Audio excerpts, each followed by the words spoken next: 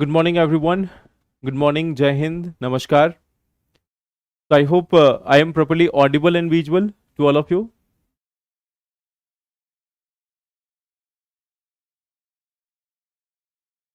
So I hope you have gone through the editorials of the last session on Sunday. If you are getting the time, you are revising some previous topics. Okay. So we will also try to do this one thing, like at the end of this week. At the end of this week, we will try to summarize it in a manner कि what portions we have completed, how many matching themes which we have completed, how many matching topics we have completed, plus how many topics of the syllabus of GS paper 1, 2 and 3 we have added in our editorial sessions. So we will try to do that also, so that you will get a sense of security with respect to that, how much portion of your syllabus is going to be completed through this editorial. Okay. So see, when we talk about our editorial sessions, we have a aim that first of all we are going to cover the part of syllabus also. You know that GS paper 2 and GS paper 3, this is something which is going as per current affairs. You may see that GS paper 2 and 3, many questions are there from current affairs. So that is one thing which we aim to complete. We also aim to ensure that there is a proper notes making also. We are having a proper notes making also, so that is also going to help you. Plus at the same time, we are also practicing answer writing through our editorial sessions. So through answer writing also, you are going to get benefit. And at the same time, through these editorials, we are also working on your perspective development, that around the different topics, you can acquire new ideas, you can get some new thoughts on every topic. So this is what we are trying to do. And in today's session, we are having these three editorials. In today's session, we are having these three editorials. The first one is related to carbon money. Okay. This is part of your GS paper 2 and GS paper 3 also. It is part of IR also. It is part of environment also. Then we are having the second topic, which is with respect to the electoral participation. The electoral participation has been increasing. So we are going to look about this, that how much it has increased, what are the trends, and at the same time, what are the significance and challenges of it. Then we are going to talk about this one new thing, a new proposal which has been given, that there should be an energy security alliance in the part of Asia. So this is related to energy security also, but at the same time, it has somewhat linkage with IR also. So we are going to look into these three topics. Okay. There is one question from Manas that you have purchased 2026 batch, but preparation is not up to par. Okay. So if you have not done it seriously, see, it's not about the classes, Manas. It is about that how much you are dedicated to your task.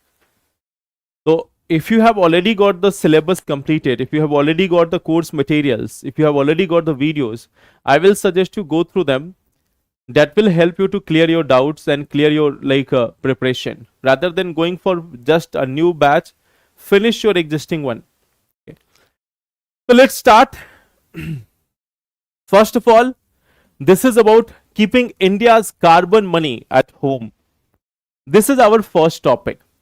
Now, what is the context of it? Okay. Like this is something which is with respect to, like what we talk about the context. This is something which is related to the CBAM and its impact. Carbon border adjustment mechanism and its impact. So this is one thing which we are going to do. Okay. I think there is no such optional of PSIR in English as such, but there is PSIR optional in bilingual, I think. So that is in bilingual mode, if I am not wrong. It is there in bilingual mode by Sanjay Thakur sir. And in English exclusively, I don't think that there is any batch. Okay. Now let's come to this part. Let's concentrate first here. Let's first concentrate over here. So we have this one topic, carbon border adjustment mechanism and its impact.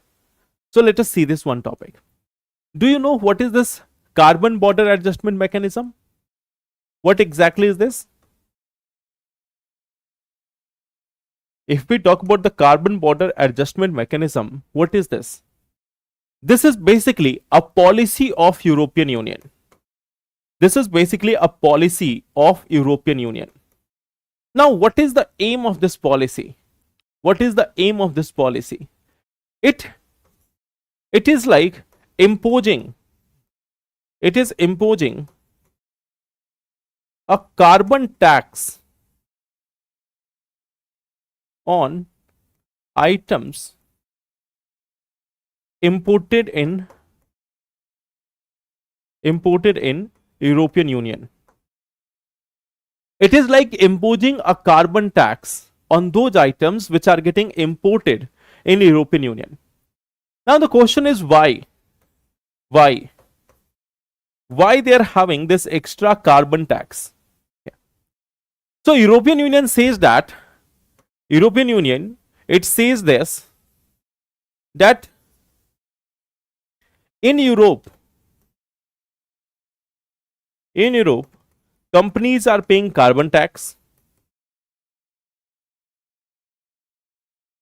In Europe, companies are paying carbon tax.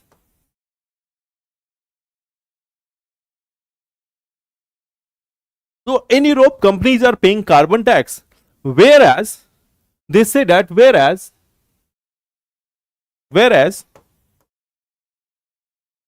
outside Europe, there may be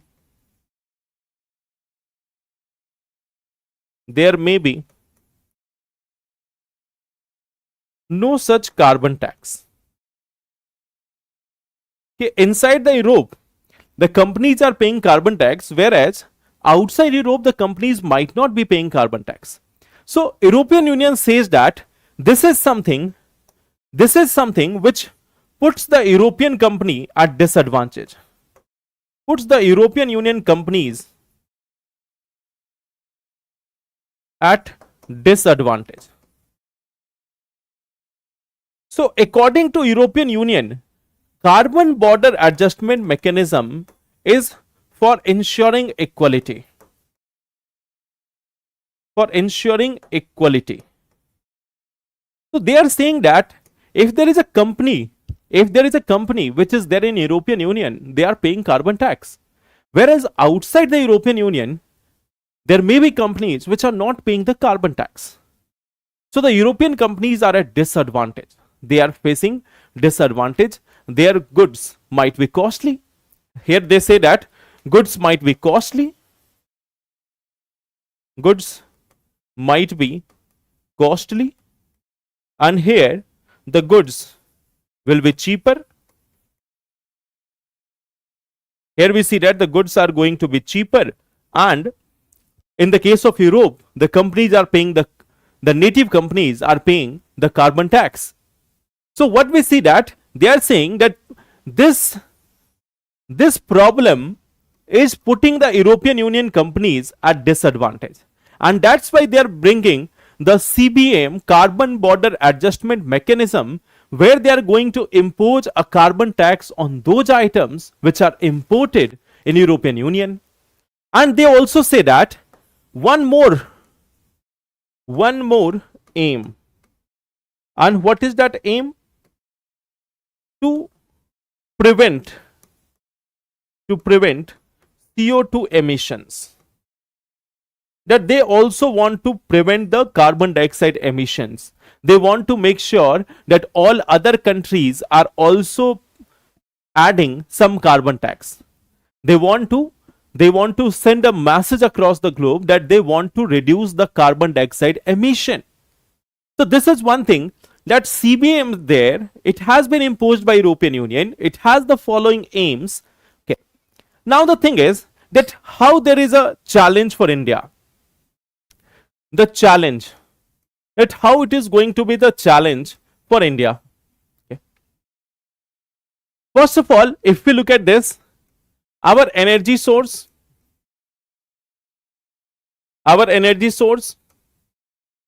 mainly from thermal.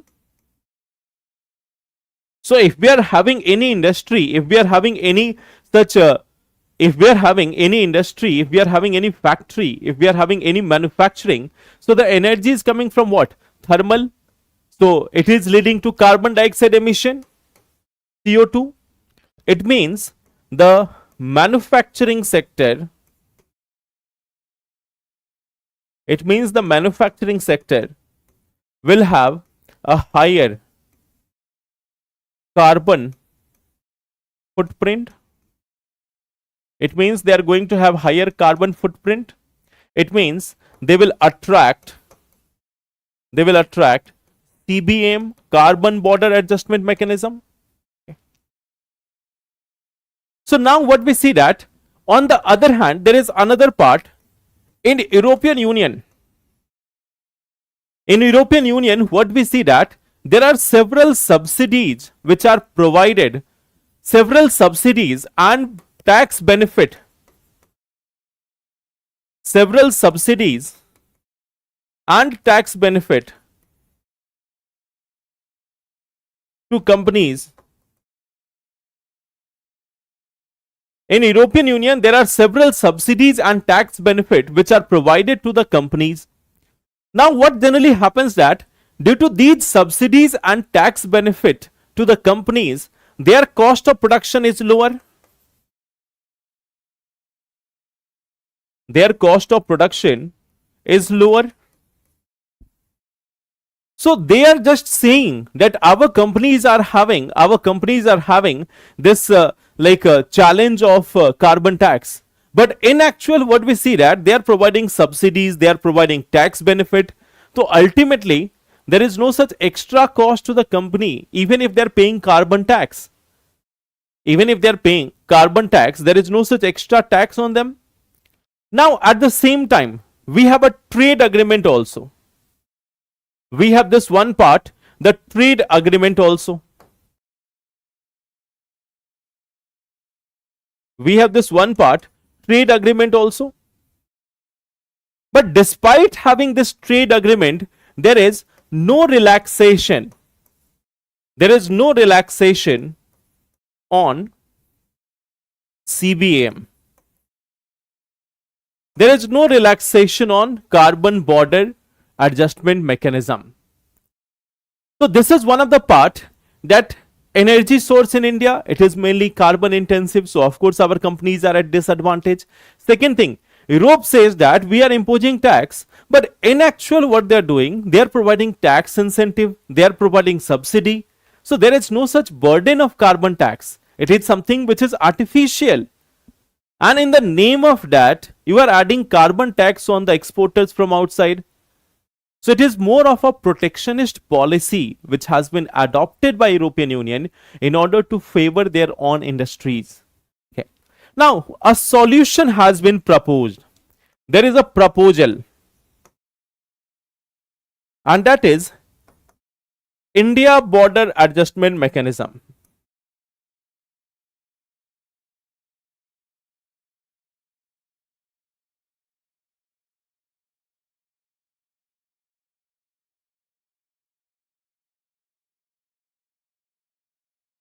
That we need to have a India border, no relaxation means the simple thing is carbon border adjustment mechanism is going to be applied.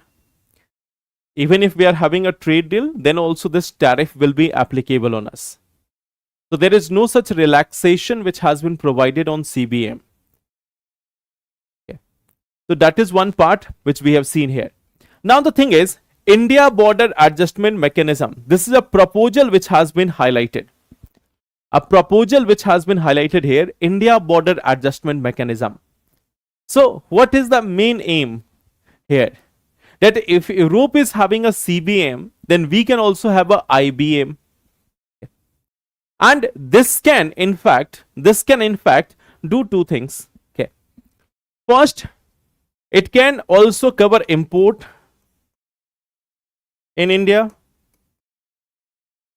and it can also be related to export from India.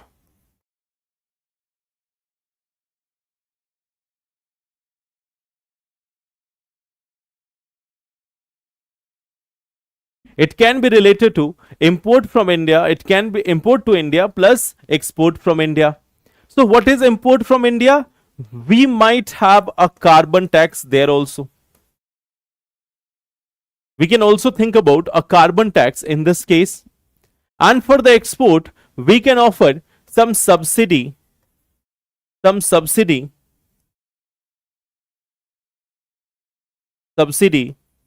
or we can provide tax benefit, or we can provide carbon certificate.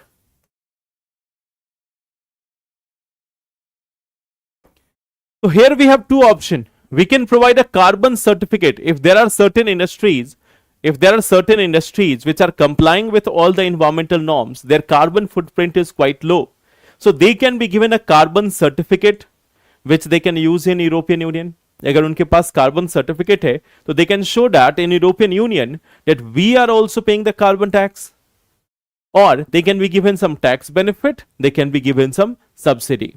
Whereas the incoming import can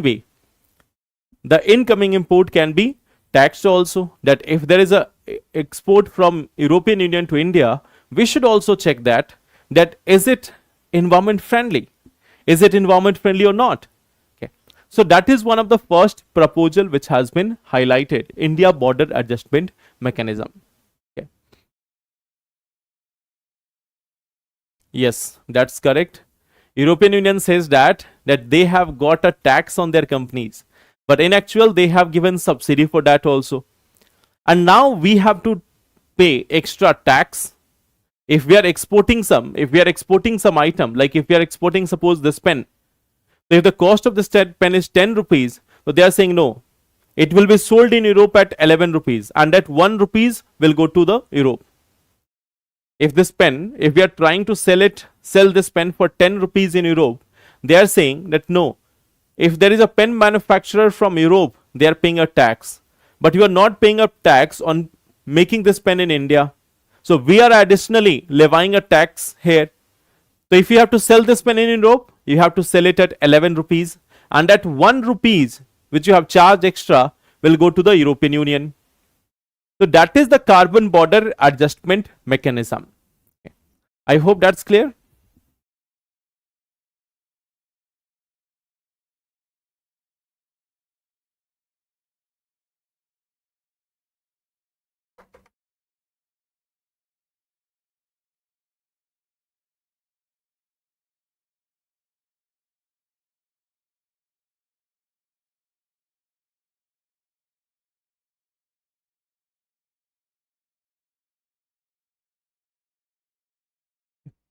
So this is the first part, European Union and carbon border adjustment mechanism. Now coming to the second part, electoral participation. Coming to the second topic, electoral participation. So here we have the second topic, electoral participation. We are having the second topic, electoral participation. Now just look at this. Look at this one part. We are having the first table. Look at the participation in different states between 2007 to 2022. You can see that almost in most of the states, from Gujarat to Punjab to other states, there has been an increasing trend of participation. There are certain states where there is a decline, like you can see Punjab. There you can see that there is somewhat decline, which we can see that it has led to decline. In other states also, between 2008 to 2023, you will find that in most of the states it has declined. Sorry, in most of the cases it has increased, except a few of them. Okay. So we see that in majority of the states, although in the northeastern states it has been somewhat declining. In the northeastern states, there we see that there is somewhat decline. Here also between 2009 to 2024, you can see major states here, and you will find that in most of them there is an increase. In most of them there is an increase in participation. So overall, if we look at this, overall what we see, overall, what is the trend? Overall, the trend is this, that increasing participation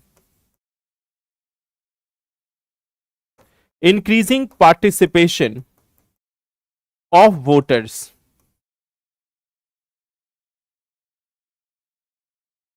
increasing participation of the voters.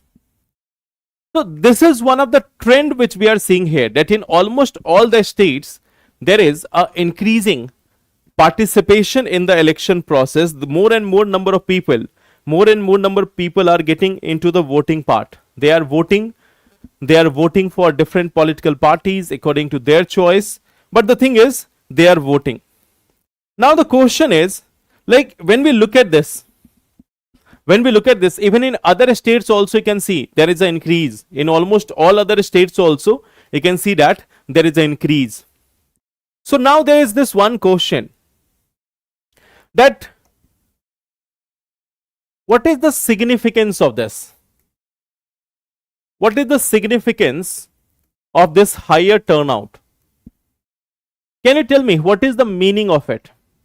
आज तो elections का result भी है, that's correct. So we are not concerned more about the results, but we are more concerned about this one part, that if there is an increasing trend of participation of the voters, so what does that mean? What is the meaning of it? So what do you think? What is the meaning of it? Like, what advantage is there? Can we say that it indicates an indication of deepening of democracy? Is this an indication of deepening of democracy?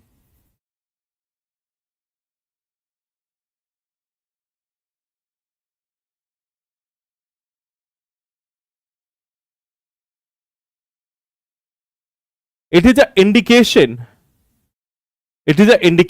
of deepening of democratic process. People are believing that, okay, with our vote we can choose our government.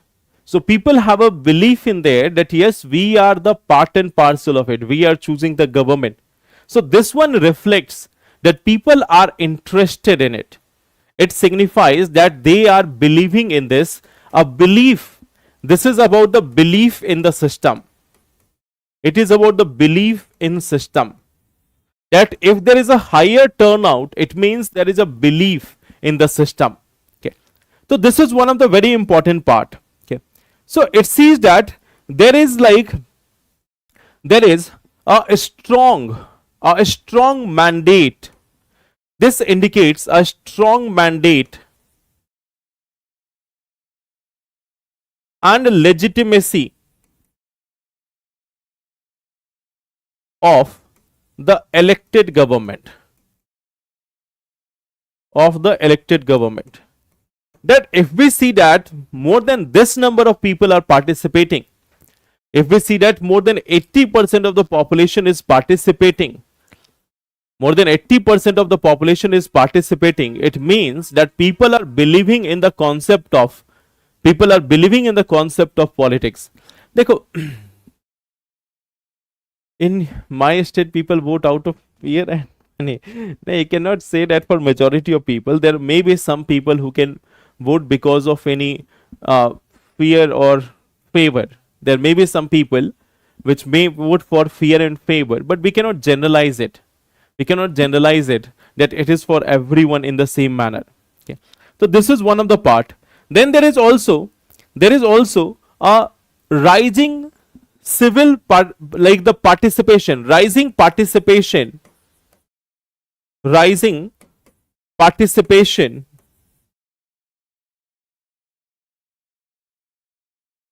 of citizens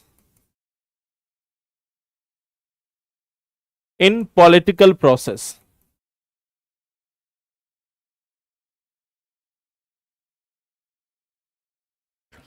Now see, when we see that there is 80% of the people voting in election, if we see that there is 80% or 90% people voting in elections, it means now the political parties have to look at all the people who are there. If there is a 90% participation, it means the political parties have to care for each and every section of the population. Each and every section of the population. So it means the political parties or government,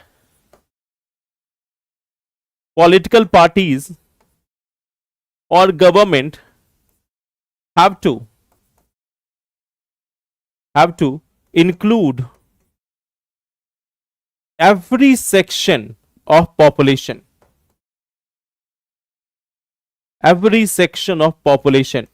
Because now they cannot focus on 20% or 30%.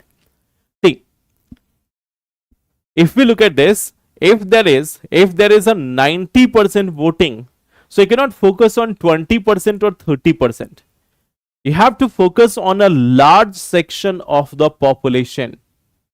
When there is a 90% participation, you have to focus on a large section of the population. So everyone has to be there. Everyone has to be included. Everyone has to be approached. Okay. And fear and favor cannot work for every of them. Fear and favor cannot work for every one of them. Okay. So this is one of the part which we see that there is a political parties. They have to account for everyone. They cannot focus on just a few of them. Okay. Then there is also this strengthening of federal democracy. You can see that there is higher voter turnout. Higher voter turnout in assembly elections. As compared to general election.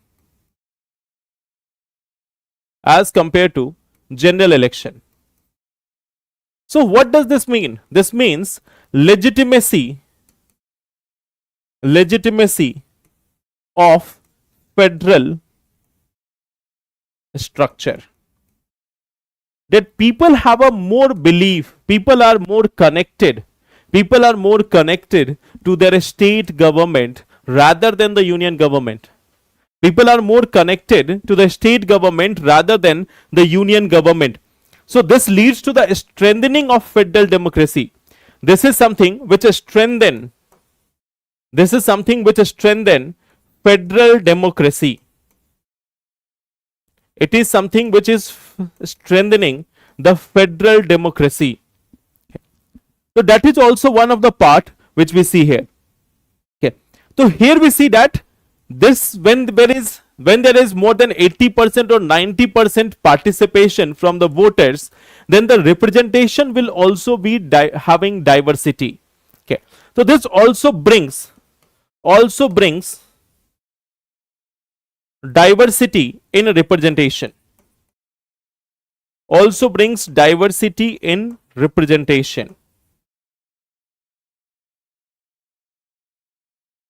देखो, you may have seen this one part that the government and all the political parties are in the favor of this women reservation.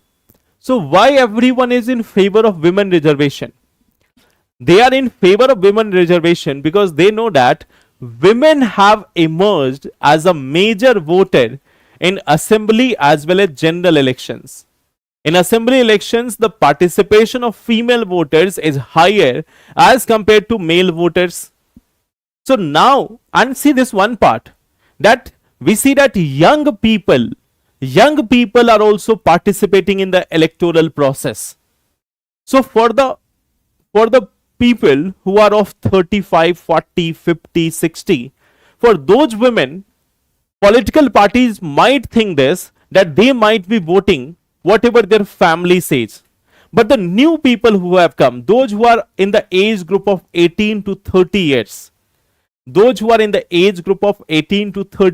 those women, they will not be guided more by their family members, but by their own ambitions, by their own set of ideas.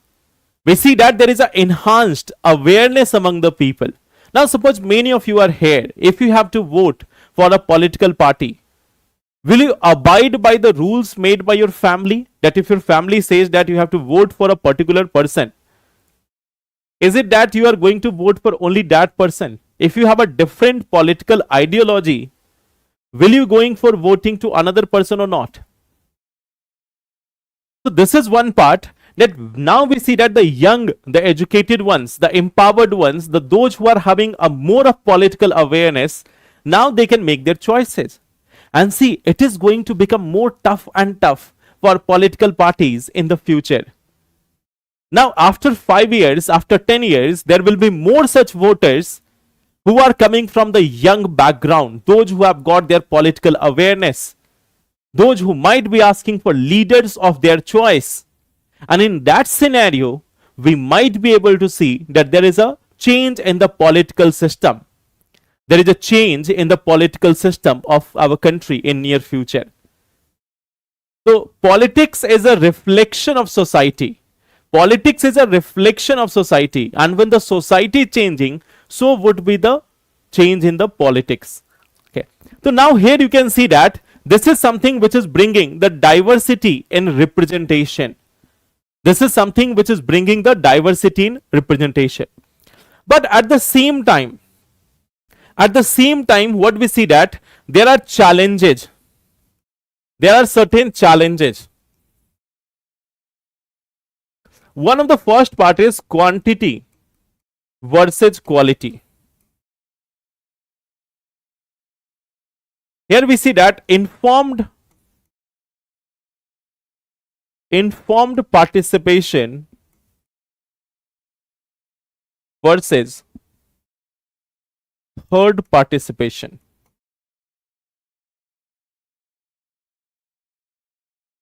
We are still seeing that a large number of people are not making informed decision. They are not able to make an informed decision. They are not making their choice by themselves. Rather than that, we see that they are mainly guided by their family members, their friends or others, or they are not taking an informed decision by themselves. So this is one of the challenge which we see. Okay, this is one of the challenge which we see, that it is more like a quantity versus the quality. That is also one part. Second, we see that uneven participation among states from 60% to 90%. In some states, we see that the participation, in some of the states, we see that the participation is 60%, 70%. Okay. And in some of the states, like see here, if you look at this, in some of the states, the participation is like 65, 67%. In some of the states, it is 61% only. Uttar Pradesh, where we have the largest population, we see that the participation in 2022 elections was just at a meager value of 61. In case of Gujarat, it stands at 64. In case of Haryana, it is 67. In Maharashtra, it is 65. In Jharkhand, also 67. What we see? In Bihar, also 67% only. So we see that while there are some states, there are certain states which are having 90% participation rate. There are certain states having 90% participation rate, but in other states, the participation is not so high. It is 60 to 70%. Okay. So then there is another part. One of the major challenge is the logistical burden of a huge number of voters. Logistical challenges of due to higher voter participation.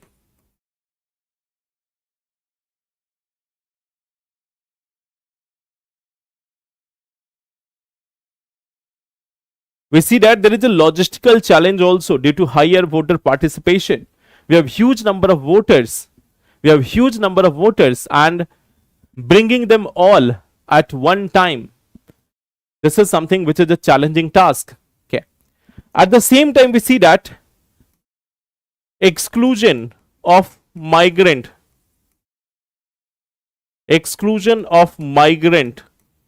population.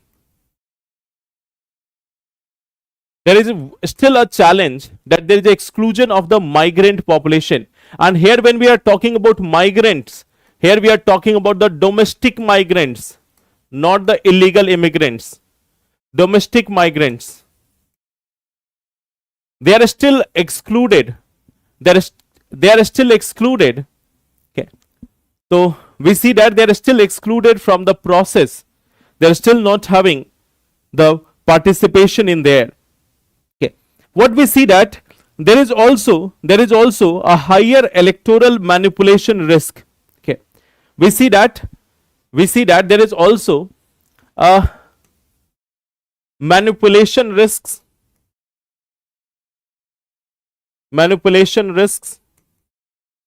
security risks, higher uses of black money, voting on basis of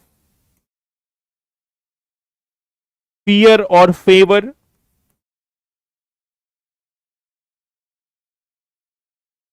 So these are some of the inherent challenges. These are some of the inherent challenges which we see. And finally, the quality of political choices. Quality of political choices. In most of the states, we see that this is a two-party system. While India has adopted a multi-party system, practically,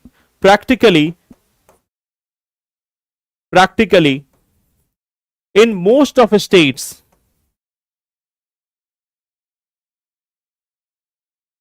there is two-party system.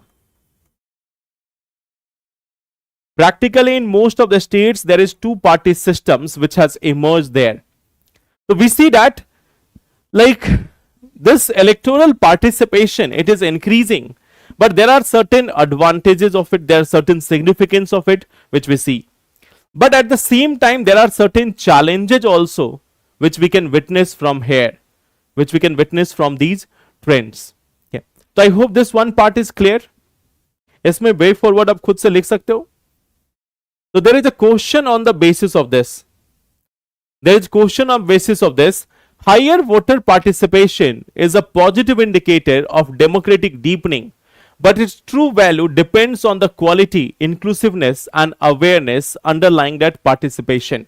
Comment. So this is one of the part which you have to comment. Second, we will discuss the topic, then we will come to the second topic.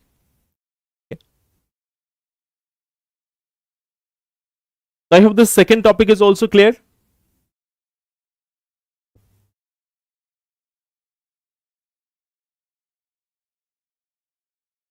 Now, coming to the third part. The third part is with respect to the Strait of Hormuz.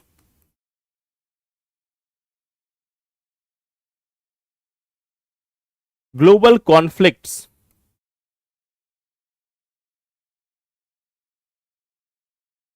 Sea passage and scope for Asia.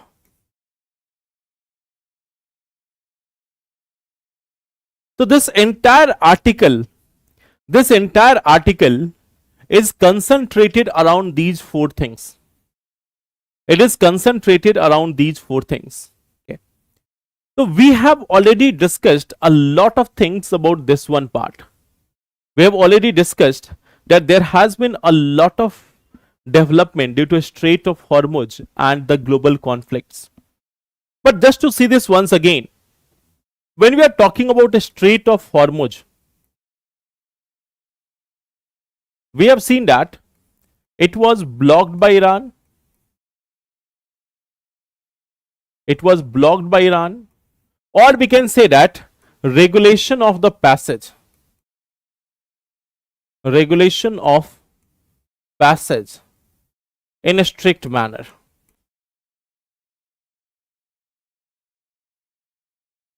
Now later on we see that there was again blockade by US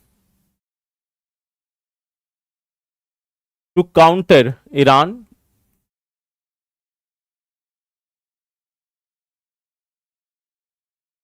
So we have seen these two developments, that first initially there was a blockage by Iran, which was like Iran is saying that we have not blocked it, rather than that we are regulating it. Later on we see that US has also done it. US has also gone for the blockade of this area in the Arabian Sea. Okay. Now if we look at all these things, what has been the impact? What has been the impact? There has been oil crisis, there has been LPG crisis, there has been like inflation, impact on industries or commerce, there has been impact on poor or vulnerable section. There has been an impact on poor and vulnerable section. Okay. Like just to give you an idea, Philippines, this is a country which has declared national energy emergency. Japan, it has cut back ferry and bus services.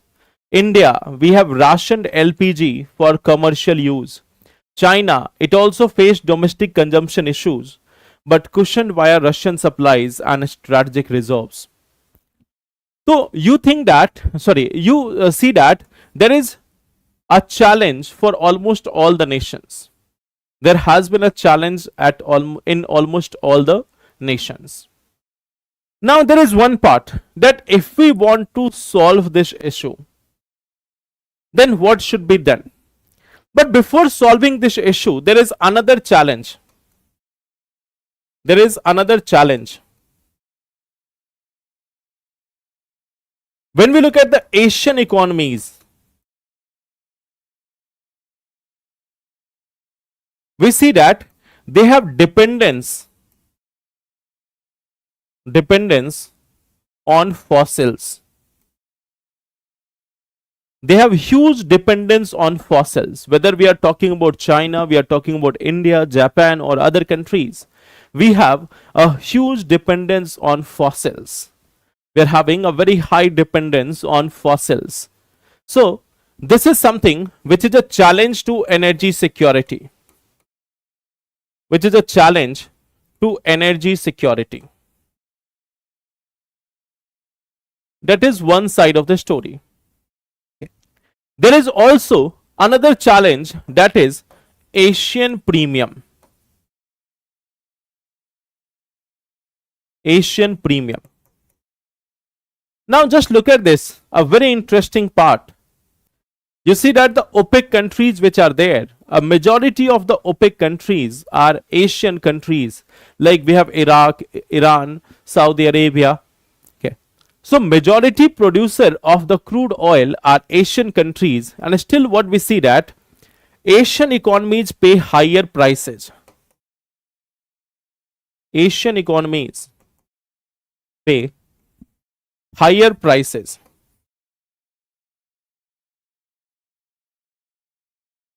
as compared to West.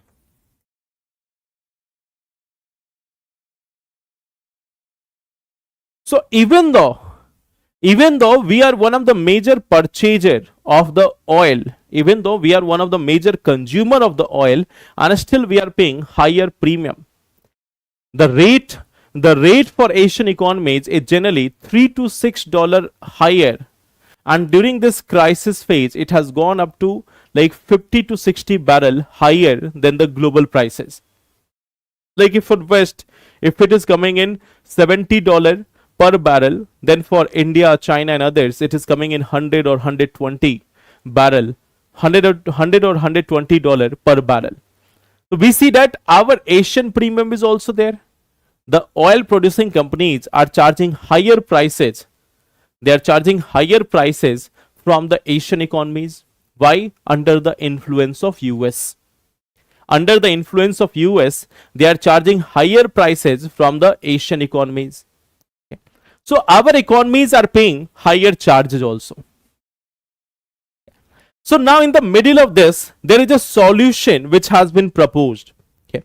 There is a solution which has been proposed. Okay. What is the proposal? The proposal is Asian Energy Collaborative Compact. Asian Energy Collaborative Compact. Okay. So this is a proposal which can ensure free and secure navigation in maritime routes. It can counter pricing power of Middle East exporters via collective bargaining, and it can accelerate green energy transition using shared resources. Okay. So you can see that this is solving all the three problems. One problem was related to blockade. So this Asian Energy Collaborative Compact, which is a proposal,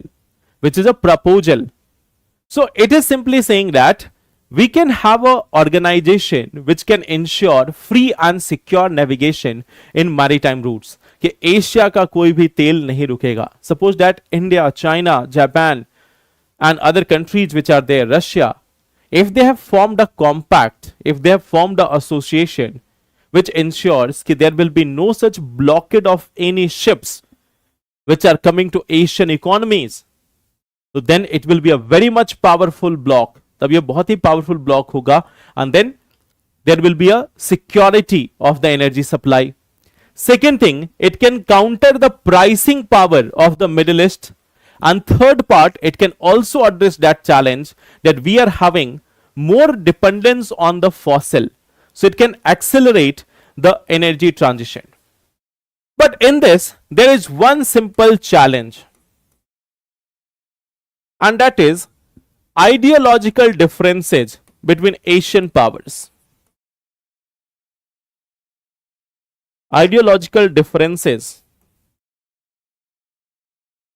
among Asian economies.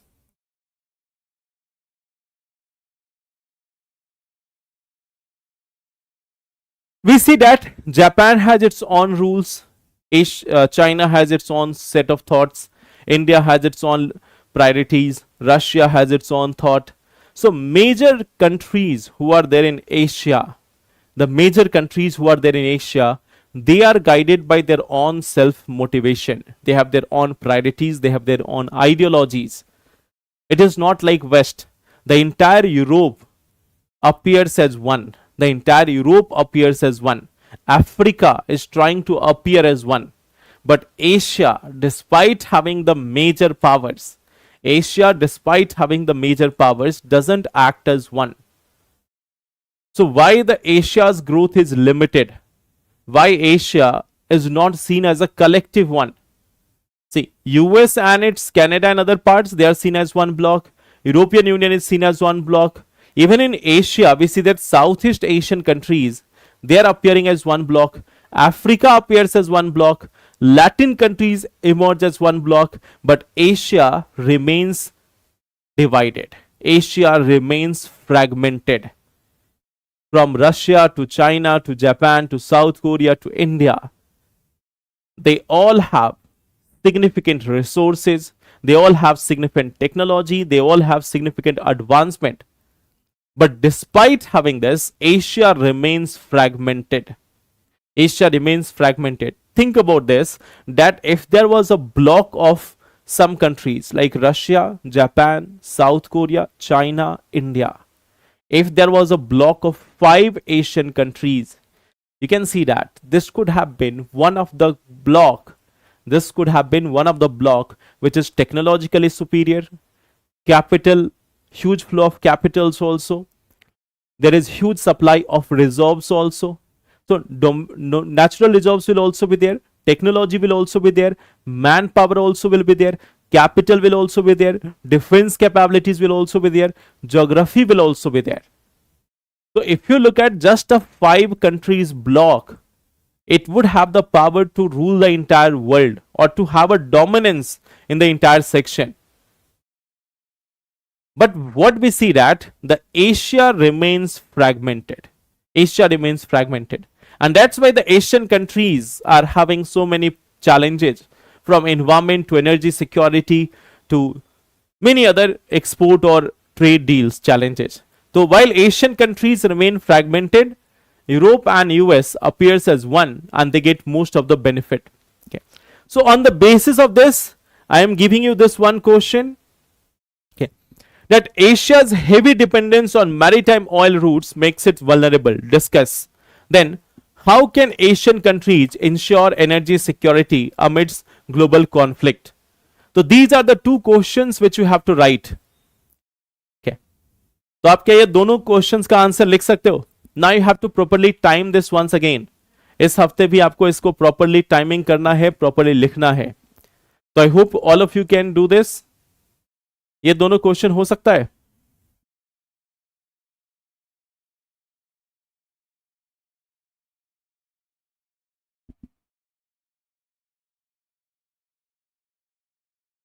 I think you all can write this 2 answers. Last day मैंने आपको question देना भूल गया था. On Saturday I could not add any question, तो इसलिए आज हम लोग क्वेश्चंस डिस्कस नहीं कर रहे हैं. But yes, from next day onwards we will be discussing the questions. Last Saturday को मैं आपको क्वेश्चन दे ही नहीं पाया था, तो that was one of the challenge. Okay, now again from this week we are again starting with this answer writing part. Write the answer. We have discussed these 3 things. Try to make an index.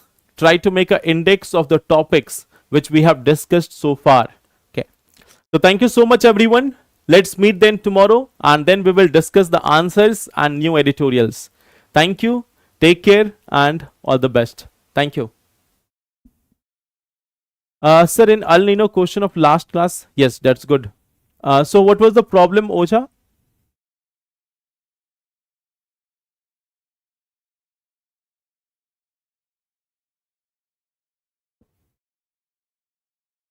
So if you have written, so what was the problem? Thank you everyone. Have a nice day to all of you also. There is also this one information for all of you. There is this one information also for all of you. There is a UPSC mains test series for 2026, which is going to start from 5th of June. Like 1 month later, this is going to start. And this is going to have the key features like copy evaluation, PDF with video solution, and mentorship also with every test. Okay. No issues, Ginny, at all.